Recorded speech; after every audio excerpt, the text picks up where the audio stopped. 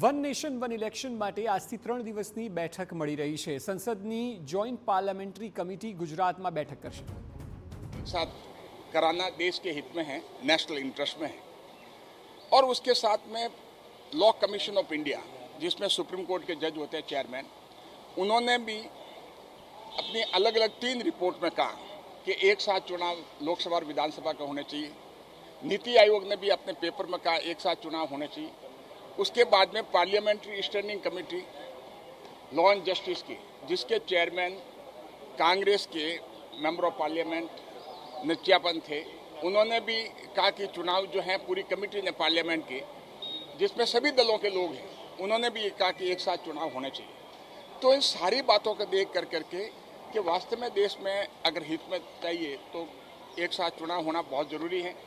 आज की तारीख में आप देखते हैं कि जिस हिसाब से हमारे सरकारी स्कूल के टीचर्स जो हैं पूरे चुनाव में लगे रहते हैं, चाहे सेंसस ऑपरेशन हो, चाहे वोटर लिस्ट पंचायत की म्यूनसिपलिटी की हो, चाहे वोटर लिस्ट विधानसभा की हो, चाहे लोकसभा की वोटर लिस्ट प्रिपेयर करने की हो, चाहे इन सभी संस्थाओं के चुनाव कराने की हो, लोकसभा के चुनाव, विधानसभा के चुनाव और पंचायतों के चुनाव, और चाहे चुनाव ट्रेनिंग में जाने की बात हो, तो सरकारी स्कूल का स्टाफ जो है उसमें लगा रहता है।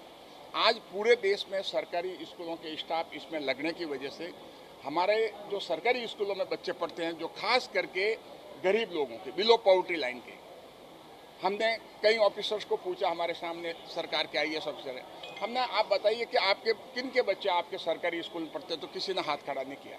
इसका मतलब कितना बड़ा नुकसान होता है आने वाली पीढ़ी जो हमारे सरकारी स्कूलों में पढ़ने वाली, तो कैसे होगी। और कई लोग अपने बच्चों को वहाँ से निकाल करके प्राइवेट स्कूल में जो सक्षम है वहाँ वो ले जाते हैं, वहाँ पढ़ाते हैं।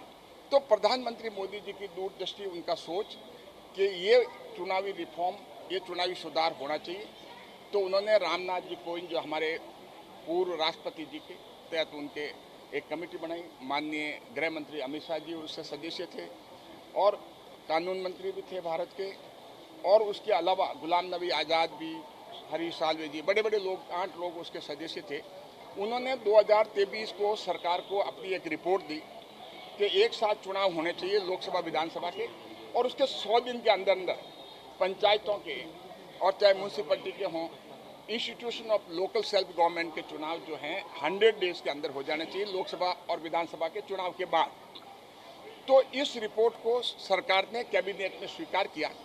कैबिनेट ने पार्लियामेंट में बिल लेके आए।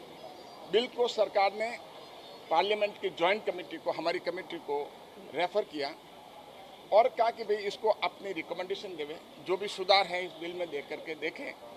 उसके करीब 41 मेंबर जो हैं, पहली बार इतनी बड़ी कमेटी बनी है, 41 मेंबर्स उसमें कमेटी में लिए गए और विभिन्न पार्टीज़ के, लगभग सभी पार्टीज़ को कवर किया गया। वैसे नॉर्मली 31 मेंबर होते हैं कमेटी में, JPC वगैरह जो आज तक बनी, लेकिन इसमें 41 मेंबर हैं क्योंकि सभी पार्टियों को रिप्रेजेंटेशन देना था। हम अलग अलग जगह जा कर के, हर राज्यों में अपने जा कर के सुनवाई कर रहे हैं सारे स्टेक होल्डर्स को। हम महाराष्ट्र गए, उत्तराखंड गए, हिमाचल गए और हरियाणा, पंजाब, और अभी हमने कर्नाटक और गुजरात। तो कमेटी चाहती है कि हर राज्यों का दौरा करें, सभी स्टेक होल्डर्स हैं उनको सुना जाए, उनके साथ बात करें। और ये इतना चुनावी रिफॉर्म बड़ा है कि क्योंकि डेमोक्रेसी में हम कहते हैं कि विल ऑफ द पीपल वो सर्वोपरि हैं, और इसमें जो अफेक्टेड हैं सिर्फ एक व्यक्ति नहीं है, 140 करोड़ देशवासी हैं, उसमें मतदाता भी इससे अफेक्ट होता है, और इसमें आम जनता भी अफेक्ट होती है, और बाहर का इन्वेस्टर और चाहे यहाँ का इन्वेस्टर हो वो भी उस पर असर आता है। तो ये सारा देख करके हम हर स्टेक होल्डर्स को सुनने का प्रयास कर रहे हैं, क्योंकि ये जो चुनावी सुधार सिर्फ पार्टीज़ के हित में नहीं है, ये चुनावी सुधार पूरे 140 करोड़ देशवासियों के हित में है। तो इसीलिए हमारा प्रयास ये रहेगा कि हम सभी लोगों को सुने और सभी लोगों की बात जान करके उसके बाद में पार्लियामेंट रिकमेंडेशन हम देवें, और कोशिश हमारी ये रहेगी कि हम कंसेंसस जो है कि सबकी सहमति मेंबर्स की जो हैं वो अराइव करें, क्योंकि ये किसी पार्टी के हित में नहीं, ये देश के हित में है, ये नेशनल इंटरेस्ट में है कि एक साथ चुनाव होना। और जो NK सिंह और प्राची मिश्रा जी की कमेटी ने जो अपनी एक रिपोर्ट दी, उन्होंने एक पेपर पेश किया रामनाथ कोविंद जी कमेटी के सामने कि एक साथ चुनाव होने से और अलग अलग चुनाव होने से देश को कितना नुकसान है। તો આ વિષય પર જ્યારે જેપીસીની બેઠક મળી રહી છે અને ગુજરાતમાં 3 દિવસ સુધી આ બેઠક થશે ત્યારે આ વિષય પર વધુ માહિતી આપી રહ્યા છે પોલિટિકલ એડિટર કિંજલ મિશ્રા. કિંજલ, જે પ્રકારે વન નેશન વન ઇલેક્શનને લઈને એક પ્રકારે ઝુંબેશ શરૂ થઈ છે, અલગ અલગ રાજ્યોમાં મુલાકાત થઈ રહી છે, તેમાં ગુજરાત અને કર્ણાટકમાં હાલ મુલાકાત થઈ રહી છે. આપ જણાવો કે આ દરમિયાન કયા કયા મુદ્દાઓ એવા છે કે જેની ચર્ચા થશે, જેના પર વિચાર વિમર્શ થશે?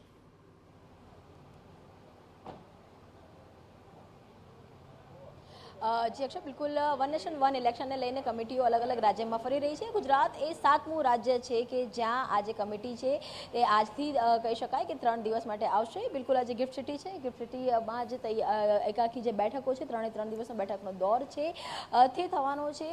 ગુજરાતની જો વાત કરવામાં આવે તો 2 અલગ અલગ કહી શકાય કે ભાગમાં બેઠકો છે તે તૈયાર કરવામાં આવી છે. આજની જો વાત કરવામાં આવે તો આજે માત્ર જે સરકારના અધિકારીઓ છે, મુખ્ય સચિવની અધ્યક્ષતાની અંદર 8 અધિકારીઓનું જે ડેલિગેશન છે, 8 અધિકારીઓનું ડેલિગેશન છે તે અહીંયા આવશે અને પ્રેઝન્ટેશન છે તે કરશે. આ 8 અધિકારીઓની અંદર વાત કરવામાં આવે તો આરોગ્ય વિભાગનો સમાવેશ થાય છે, તેની સાથે જ ફાઇનાન્સ વિભાગનો સમાવેશ થાય છે, રેવન્યુ વિભાગનો સમાવેશ થાય છે, અલગ અલગ જે 8 વિભાગો છે. તો આખરે જે એક ગુજરાતની જો વાત કરવામાં આવે અક્ષય, તો ગુજરાત તરફથી એક સુર એક કમ્પ્લીટ છે, એક સ્ટેન્ડ લેવામાં આવ્યું છે કે ગુજરાત એ વન નેશન વન ઇલેક્શનને સપોર્ટ કરી રહ્યું છે. કારણ કે જે પ્રકારની પરિસ્થિતિઓ છે, જ્યારે પણ ઇલેક્શન થતા હોય છે ત્યાં તેના મેન પાવરની વાત કરવામાં આવે કે પછી અલગ અલગ વ્યવસ્થા ઊભી કરવાની વાત કરવામાં આવે કે ખર્ચની વાત કરવામાં આવે તો એક જે ખૂબ જ ખર્ચ હોય છે, કે વ્યવસ્થા હોય છે, કે મેન પાવર હોય છે તે લાગતો હોય છે. જો વન નેશન વન ઇલેક્શન થઈ જાય તો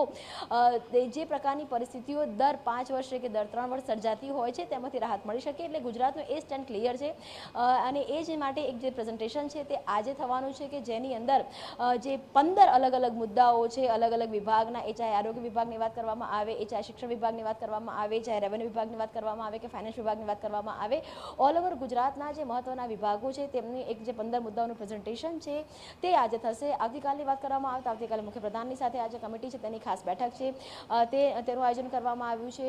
ડિનર ડિપ્લોમસીનું આયોજન કરવામાં આવ્યું છે. તેની સાથે જ રાજ્યના અલગ અલગ જે રાજકીય પક્ષો છે, એ રાજકીય પક્ષોના જે ધારાસભ્યો છે, સાંસદો છે, તેની સાથે પણ આવતીકાલે જે બેઠકનો દોર છે તે થશે. અને ગુજરાતની એક જે સેન્સ છે કે આખરે ગુજરાતની સેન્સ શું છે અને ગુજરાત જો વન નેશન વન ઇલેક્શનમાં તરફ આગળ વધી રહ્યું છે તો ત્યાં સત્તા પક્ષનો સૂર શું છે, વિપક્ષનો સૂર શું છે અને કારણો કયા છે, રેકમેન્ડેશન છે, રેકમેન્ડેશન લેશે. એટલે વન નેશન વન ઇલેક્શનમાં ગુજરાતની જે ભૂમિકા અથવા તો ગુજરાતના સૂર છે તેને લઈને મહત્વની બેઠક છે તે અહીંયા 2:30 વાગ્યાથી શરૂ થશે. 2:30 થી 5 આજે અધિકારીઓ સાથે બેઠક થશે અને કાલે આખા દિવસની અંદર અલગ અલગ જનપ્રતિનિધિઓ સાથે જે આ કમિટી છે તે બેઠક કરશે. જી બિલકુલ, આભાર સમગ્ર માહિતી બદલ. તો 2:30 થી 5 આજના દિવસની જે બેઠક છે તે 2.5 કલાક સુધી ચાલશે. ત્યારબાદ આવતીકાલે સીએમ સાથે પણ મુલાકાત છે, બેઠક છે અને ડિનર પણ સાથે લેવાની વાત છે. વન નેશન વન ઇલેક્શન માટે સરકાર કટિબદ્ધ દેખાઈ રહી છે, કેન્દ્ર સરકારની વાત છે અને ત્યારે એટલે અલગ અલગ રાજ્યોમાં જેપીસીની ટીમ દ્વારા